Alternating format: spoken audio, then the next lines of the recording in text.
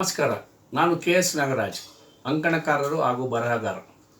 ಇವತ್ತಿನ ದಿನ ಕಾಂಗ್ರೆಸ್ ಪಕ್ಷ ಪ್ರಜಾಪ್ರಭುತ್ವಕ್ಕಾಗಿ ನಮ್ಮ ಮಾತು ಎನ್ನುವಂಥ ಅಭಿಯಾನವನ್ನು ಆರಂಭಿಸಿದ್ದಾರೆ. ಈ ಹಿನ್ನೆಲೆಯಲ್ಲಿ ಕೆಲವು ಮಾತುಗಳನ್ನು ಆಡಲು ಬಯಸುತ್ತೇನೆ. ಭಾರತ ದೇಶದಲ್ಲಿ ಇತ್ತೀಚಿನ ದಿನಗಳಲ್ಲಿ ಚುನಾಯಿತವಾದಂತಹ ಸರ್ಕಾರಗಳನ್ನು ಅಭದ್ರಗೊಳಿಸಿ ಪರೋಕ್ಷವಾಗಿ ಪಕ್ಷಾಂತರಕ್ಕೆ ಉತ್ತೇಜನವನ್ನು ನೀಡಿ ಆಡಳಿತ ಪಕ್ಷದ ಶಾಸಕರನ್ನು ರಾಜೀನಾಮೆಯನ್ನು ಕೊಡಿಸಿ ಅವರನ್ನು BJPಗೆ ಮತ್ತೆ ಸೇರಿಸಿಕೊಂಡು ಉಪಚುನಾವಣೆಗಳಲ್ಲಿ ಅವರನ್ನು ಅಭ್ಯರ್ಥಿಗಳನ್ನಾಗಿಸಿ ಹಣದ ಪ್ರಭಾವದಿಂದ ಅವರನ್ನು ಗೆಲ್ಲಿಸಿಕೊಂಡು ಸರ್ಕಾರಗಳನ್ನು ಮತ್ತೆ ಮರುಸ್ಥಾಪಿಸುವಂತಹ ಒಂದು ಕೆಟ್ಟ ರಾಜಕೀಯ ವ್ಯವಸ್ಥೆ ಆರಂಭವಾಗಿರುತ್ತದೆ. ಈ ಒಂದು ವ್ಯವಸ್ಥೆಗೆ ಮೊದಲು ಬಲಿಯಾದದ್ದು ಈ ದೇಶದ ಅನೇಕ ರಾಜ್ಯಗಳ ಪೈಕಿ ಕರ್ನಾಟಕವೂ ಹೌದಾಗಿರುತ್ತದೆ.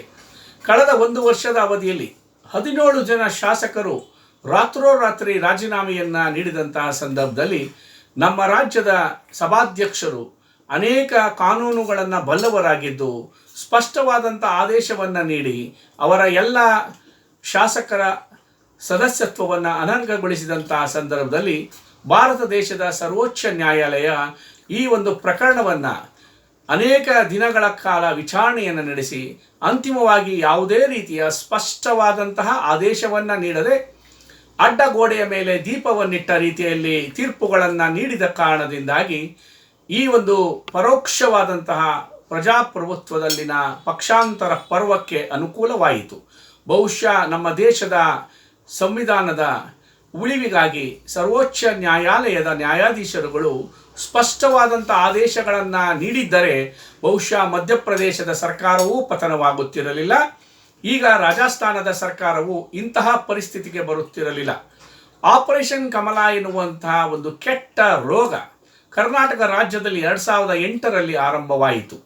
ಹಲವಾರು ಕಾಂಗ್ರೆಸ್ ಮತ್ತು JDSನ ಶಾಸಕರುಗಳನ್ನು ರಾಜೀನಾಮೆ ಕೊಡಿಸಿ ಅವರನ್ನು BJPಗೆ ಬರಮಾಡಿಕೊಂಡು ಉಪಚುನಾವಣೆಗಳಲ್ಲಿ ನಿಲ್ಲಿಸಿ ಅವರನ್ನು ಗೆಲ್ಲಿಸಿಕೊಂಡು ಸರ್ಕಾರವನ್ನು ಸ್ಥಾಪನೆ ಮಾಡುವಂತಹ ಅಂದಿನ ದಣಿ ದೊರೆಗಳ ಹಣದ ಥೈಲಿಯಿಂದ ಆರಂಭವಾದಂತಹ ಈ ರಾಜಕೀಯ ಅವ್ಯವಸ್ಥೆಯ ಆಗರ ಇಡೀ ದೇಶವನ್ನೇ ಇಂದು ಕಬಳಿಸಿರುತ್ತದೆ. ಭಾರತೀಯ ಜನತಾ ಪಕ್ಷದವರು ಎಲ್ಲ ಕಾಲದಲ್ಲಿಯೂ ಸಿದ್ಧಾಂತದ ಮಾತುಗಳನ್ನಾಡುತ್ತಾರೆ, ಪ್ರಜಾಪ್ರಭುತ್ವದ ಆಶಯಗಳ ಬಗ್ಗೆ ಮಾತನಾಡುತ್ತಾರೆ, ಸಂವಿಧಾನದ ವಿಚಾರದಲ್ಲಿ ಬದ್ಧತೆಯನ್ನು ಇರುವಂತೆ ನಟಿಸುತ್ತಾರೆ. ಆದರೆ ನಿಜಕ್ಕೂ ಇವರಿಗೆ ಸಂವಿಧಾನದಲ್ಲಿ ನಂಬಿಕೆ ಇದ್ದಿದ್ದರೆ ಇಂತಹ ಆಪರೇಷನ್ ಕಮಲ ಎನ್ನುವಂಥ ಕೆಟ್ಟ ಸಾಂಕ್ರಾಮಿಕ ರೋಗವನ್ನು ಇಡೀ ಭಾರತ ದೇಶಕ್ಕೆ ಹರಡಲು ಬಿಡುತ್ತಿರಲಿಲ್ಲ. ಭಾರತ ದೇಶದ ಲಕ್ಷಾಂತರ ಮಂದಿ ಇಂದು COVID-19 ಸಾಂಕ್ರಾಮಿಕ ರೋಗಕ್ಕೆ ಗುರಿಯಾಗಿ ಹಲವಾರು ಜನ ಪ್ರಾಣವನ್ನು ಕಳೆದುಕೊಂಡು ಜೀವನ ನಡೆಸುವುದೇ ಅತ್ಯಂತ ದುಸ್ತರವಾಗಿದೆ.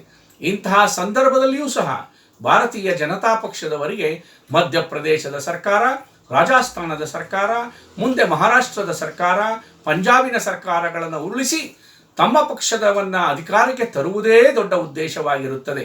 ಇವರಿಗೆ ಜನರ ಹಿತಕ್ಕಿಂತ ಅಧಿಕಾರದ ದಾಹವೇ ದೊಡ್ಡದಾಗಿರುತ್ತದೆ. ಈ ಸಂದರ್ಭದಲ್ಲಿ ದೇಶದಲ್ಲಿ ಪ್ರಜಾಪ್ರಭುತ್ವ ಉಳಿಯಬೇಕಾದರೆ ಮತ್ತು ಚುನಾಯಿತ ಸರ್ಕಾರಗಳು ಪದೇ ಪದೇ ಅಭದ್ರವಾಗುವುದನ್ನು ನಿಲ್ಲಿಸಬೇಕಾದರೆ ಭಾರತದ ಸರ್ವೋಚ್ಚ ನ್ಯಾಯಾಲಯ ಈಗಲಾದರೂ ಮಧ್ಯಪ್ರವೇಶಿಸಿ ಸ್ಪಷ್ಟವಾದಂಥ ತೀರ್ಮಾನವನ್ನು ನೀಡಿ ಯಾವ ವ್ಯಕ್ತಿ ಒಂದು ಬಾರಿ ಒಂದು ಪಕ್ಷದಿಂದ ಆಯ್ಕೆಯಾದವರು ಚುನಾವಣೆಯಲ್ಲಿ ಗೆದ್ದು 5 ವರ್ಷಗಳ ಅವಧಿಯ ಒಳಗಾಗಿ ರಾಜೀನಾಮೆಯನ್ನು ನೀಡಿದರೆ 5 ವರ್ಷಗಳ ಪೂರ್ಣಗೊಳ್ಳುವ ತನಕ ಯಾವುದೇ ಪಕ್ಷದಿಂದಲೂ ಅವರು ಚುನಾವಣೆಗೆ ನಿಲ್ಲುವಂತಿಲ್ಲ ಎನ್ನುವಂಥ ಒಂದು ಸ್ಪಷ್ಟವಾದಂಥ ತೀರ್ಮಾನವನ್ನು ನೀಡಿದರೆ ಮಾತ್ರವೇ ಭಾರತ ದೇಶದಲ್ಲಿ ವಿರೋಧ ಪಕ್ಷದ ಸರ್ಕಾರಗಳು ಉಳಿಯಕ್ಕೆ ಸಾಧ್ಯವಾಗಿದೆ. ಪ್ರಜಾಪ್ರಭುತ್ವವನ್ನು ಉಳಿಸುತ್ತೇವೆ, ಪ್ರಜಾಪ್ರಭುತ್ವವನ್ನು ಗೌರವಿಸುತ್ತೇವೆ ಎನ್ನುವಂತಹ ಭಾರತೀಯ ಜನತಾ ಪಕ್ಷದ ಕೇಂದ್ರ ಸರ್ಕಾರದ ನಾಯಕರುಗಳು ರಾಜೋರಾಶವಾಗಿ ಪ್ರಜಾಪ್ರಭುತ್ವವನ್ನು ಹಾಳು ಮಾಡುವಂತಹ ಚುನಾಯಿತ ಸರ್ಕಾರಗಳನ್ನು ಅಭದ್ರಗೊಳಿಸುವಂಥ ಕ್ರಿಯೆಯಲ್ಲಿ ತಮ್ಮನ್ನು ಸಂಪೂರ್ಣವಾಗಿ ತೊಡಗಿಸಿಕೊಂಡಿದ್ದಾರೆ. ಸಾಂಕ್ರಾಮಿಕ ರೋಗದ ವಿಚಾರದಲ್ಲಿ ಕೈಗೊಳ್ಳಬೇಕಾದಂಥ ಕ್ರಮಗಳು, ಹಸಿದ ಜನರಿಗೆ ಅನ್ನ ನೀಡುವಂಥ ವಿಚಾರಗಳು, ರೋಗಿಗಳಿಗೆ ಆಸ್ಪತ್ರೆಗಳ ಸೌಲಭ್ಯವನ್ನು ಕಲ್ಪಿಸಿಕೊಡುವಕ್ಕೆ ಹಣವಿಲ್ಲದಂತಹ ಈ ಸರ್ಕಾರಗಳಿಗೆ ಪಕ್ಷಾಂತರ ಮಾಡುವ ಜನರಿಗೆ ರೆಸಾರ್ಟ್ಗಳಲ್ಲಿ ವಾಸ್ತವ್ಯವನ್ನು ಮಾಡಿಸಲು, ಪಕ್ಷಾಂತರ ಮಾಡುವ ಶಾಸಕರಿಗೆ ಕೋಟಿ ರೂಪಾಯಿಗಳ ಹಣವನ್ನು ನೀಡಲು ಮಾತ್ರವೇ ಅವರ ಥೈಲಿಗಳು ತುಂಬಿ ತುಳುಕುತ್ತಿರುತ್ತದೆ. ಆತ್ಮೀಯ ನಾಗರಿಕ ಬಂಧುಗಳೇ, ಪ್ರಜಾಪ್ರಭುತ್ವವನ್ನು ಉಳಿಸಬೇಕಾದದ್ದು ಪ್ರತಿಯೊಬ್ಬ ಭಾರತೀಯರ ಕರ್ತವ್ಯವಾಗಿರುತ್ತದೆ. ಬಾಬಾ ಸಾಹೇಬ್ ಅಂಬೇಡ್ಕರ್ ಅವರು ರಚಿಸಿರುವಂತಹ ಈ ಸಂವಿಧಾನವನ್ನು ನಾವು ಗೌರವಿಸುವುದೇ ಆದರೆ ಪ್ರತಿಯೊಬ್ಬ ನಾಗರಿಕರು ಸಹ ನಾವು ಈ ಕ್ಷಣದಿಂದಲೇ ದೇಶದಲ್ಲಿ ಪ್ರಜಾಪ್ರಭುತ್ವವನ್ನು ಉಳಿಸುವ ಸಲುವಾಗಿ ಪಕ್ಷಾಂತರದ ವಿಚಾರದಲ್ಲಿ ಸ್ಪಷ್ಟವಾದಂತಹ ಕಾನೂನುಗಳನ್ನು ರೂಪಿಸುವಂತೆ ಒತ್ತಾಯಿಸಬೇಕಾಗಿದೆ. ರಾಜಸ್ಥಾನದಲ್ಲಿನ ಗೆಹ್ಲೋಟ್ರವರ ಸರ್ಕಾರಕ್ಕೆ ಸ್ಪಷ್ಟವಾದಂತಹ ಬಹುಮತವಿದ್ದರೂ ಸಹ ಬಹುಮತವನ್ನು ಸಾಬೀತುಪಡಿಸಲು ಸ್ವತಃ ಅಲ್ಲಿನ ಮುಖ್ಯಮಂತ್ರಿಗಳೇ ಹಲವಾರು ಬಾರಿ ಮನವಿಯನ್ನು ಮಾಡಿದರೂ ಸಹ ರಾಜ್ಯಪಾಲರು ಕೇಂದ್ರ ಸರ್ಕಾರದ ಕೈಗೊಂಬೆಯಾಗಿ ಆ ಒಂದು ಮುಖ್ಯಮಂತ್ರಿಗೆ ಸದನದಲ್ಲಿ ಬಹುಮತವನ್ನು ಸಾಬೀತುಪಡಿಸಲು ಅವಕಾಶವನ್ನು ನೀಡದೆ ಶಾಸಕರು ಮತ್ತಷ್ಟು ಜನ ಖರೀದಿಯಾಗಲು ಬಿಜೆಪಿಯವರಿಗೆ ಅನುಕೂಲ ಮಾಡಿಕೊಳ್ಳುವ ಸಲುವಾಗಿ ವಿಳಂಬ ನೀತಿಯನ್ನು ಅನುಸರಿಸುತ್ತಿದ್ದಾರೆ. ಇದನ್ನು ಸಹ ಖಂಡಿಸಬೇಕಾಗುತ್ತದೆ.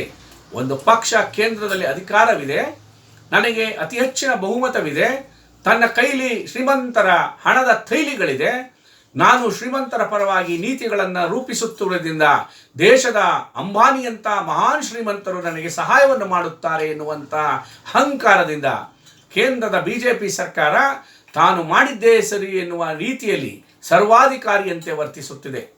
ಈ ಸಮಾಜದಲ್ಲಿ ಮತ್ತು ಈ ಇತಿಹಾಸದಲ್ಲಿ ಭಾರತ ಭೂಮಿ ಇರುವುದು ಈ ಪ್ರಪಂಚದ ಅನೇಕ ರಾಷ್ಟ್ರಗಳಲ್ಲಿ ಮಹಾನ್ ಸಾಧಕರು ಮತ್ತು ಯಾರು ಚಕ್ರವರ್ತಿಗಳಾಗಿ ಮೆರೆದರು, ಯಾರು ಸಾಮ್ರಾಟರಾಗಿ ಮೆರೆದರು, ಅವರೆಲ್ಲರೂ ಸಹ ತಮ್ಮ ಅತ್ಯಂತ ಕೆಟ್ಟ ನಡವಳಿಕೆಗಳಿಂದ, ಸರ್ವಾಧಿಕಾರಿ ಧೋರಣೆಗಳಿಂದ ತಮ್ಮ ಬದುಕನ್ನು ಅತ್ಯಂತ ಹೀನಾಯವಾಗಿ ರಾಜಕೀಯ ಜೀವನವನ್ನು, ಸಾರ್ವಜನಿಕ ಜೀವನವನ್ನು ಹಾಳು ಮಾಡಿಕೊಂಡಿದ್ದಾರೆ. ಅದನ್ನು ನೆನಪಿನಲ್ಲಿ ಇಟ್ಟುಕೊಂಡು ಕೇಂದ್ರದಲ್ಲಿನ ಬಿಜೆಪಿಯ ಸರ್ಕಾರ ಮತ್ತು ವಿಶೇಷವಾಗಿ ನೀತಿ ಸಿದ್ಧಾಂತಗಳ ಪಾಠವನ್ನು ಮಾಡುವಂಥ ಬಿಜೆಪಿಯವರು ಈಗಲಾದರೂ ನಿಮಗೆ ಸಂವಿಧಾನದ ಮೇಲೆ ಗೌರವವಿದ್ದರೆ ಪರೋಕ್ಷವಾದಂತಹ ಪಕ್ಷಾಂತರ, ಆಪರೇಷನ್ ಕಮಲ ಎನ್ನುವಂಥ ಕೆಟ್ಟ ರಾಜಕೀಯ ಅಂಟು ರೋಗವನ್ನು ಭಾರತ ದೇಶದಲ್ಲಿ ಇನ್ನು ಮುಂದಾದರೂ ಹರಡಿಸದಂತೆ ಕ್ರಮವನ್ನು ಕೈಗೊಂಡು ಈ ದೇಶದಲ್ಲಿ ಪ್ರಜಾಪ್ರಭುತ್ವವನ್ನು ಉಳಿಸುವ ನಿಟ್ಟಿನಲ್ಲಿ ನೀವು ಮನಸ್ಸನ್ನು ಮಾಡಬೇಕು.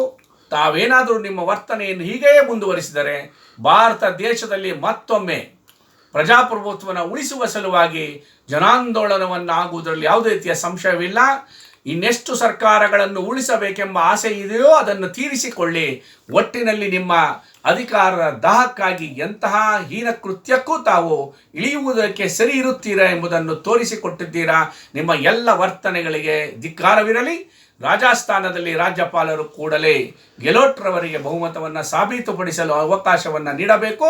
ಅಲ್ಲಿ ಪಕ್ಷಾಂತರ ಏನು ನಡೆಯುತ್ತಿದೆ ಈ ವಿಚಾರದಲ್ಲಿ ಸುಪ್ರೀಂ ಕೋರ್ಟ್ ಕೂಡಲೇ ಸ್ಪಷ್ಟವಾದಂತಹ ಆದೇಶವನ್ನು ನೀಡಬೇಕು.